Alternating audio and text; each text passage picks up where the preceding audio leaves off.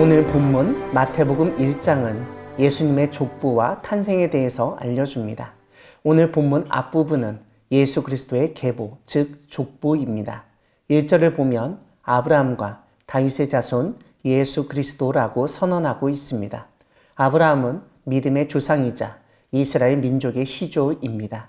예수님이 이러한 아브라함의 후손이라는 언급은 예수님에게서 아브라함에 대한 하나님의 약속이 이루어진다는 점을 강조하기 위함이라고 볼 수 있습니다. 이와 함께 마태복음 저자는 예수님이 다윗의 자손이라는 점을 강조하였습니다. 이것은 예수님이 왕이시라는 점을 강조하기에 더없이 좋은 근거입니다. 그런데 이러한 점을 강조하기 위해서 마태복음의 저자는 독특한 방식을 사용합니다.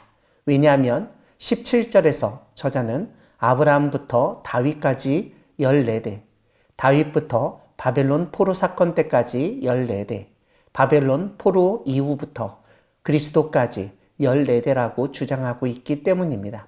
히브리어는 각 알파벳마다 고유한 숫자가 있습니다.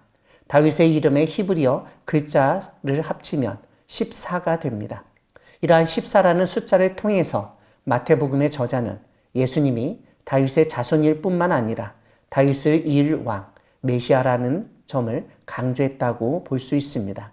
그런데 우리는 오늘 예수 그리스도의 계보, 족보에 나타난 혈통을 통한 정통성과 메시아의 증거를 보는 것만이 아니라 놀라운 하나님의 은혜를 발견하게 됩니다. 다름 아니라 남성 중심적 사회에서 보통 족보에는 남성 이름만 올라가기 마련인데 오늘 우리가 보는 예수 그리스도의 계보, 족보에는 여성들의 이름이 등장하고 있기 때문입니다. 3절에서 다말이 언급되는데 다말은 창녀로 변장하여 아내를 잃은 시아버지 유다를 속이고 아들을 임신하여 베레스와 세라를 낳았습니다.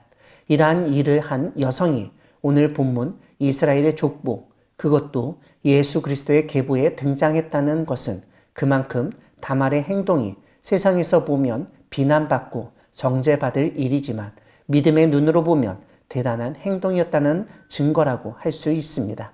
5절에서는 라합이 나타납니다. 여리고의 기생 라합은 자기가 살던 여리고성이 이스라엘에게 정복당할 것을 알고 이스라엘 정탐꾼을 도와준 여인입니다. 그래서 여리고성이 무너질 때 그 가족만 생존하였습니다. 라합의 행동도 오늘날 관점에서 보면 정탐꾼을 도와준 협력자, 공동체와 나라를 무너지게 한 매국노처럼 여겨질 수 있지만 그것 역시 믿음의 눈으로 보면 대단한 행동이었음을 알 수 있습니다. 5절에는 또 한 명의 여성이 나타나는데 바로 룻입니다. 룻은 모압 여인입니다. 이스라엘의 법에 의하면 암몬과 모압 사람은 이스라엘의 총에 들어올 수 없었습니다.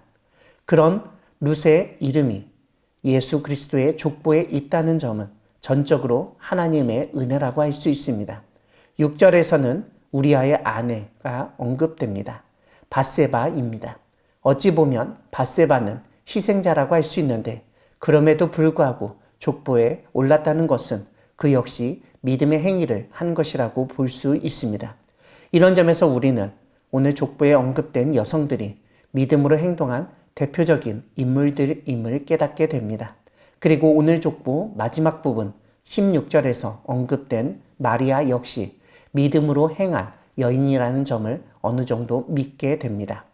오늘 본문 뒷부분은 예수님의 출생에 대한 자세한 설명입니다.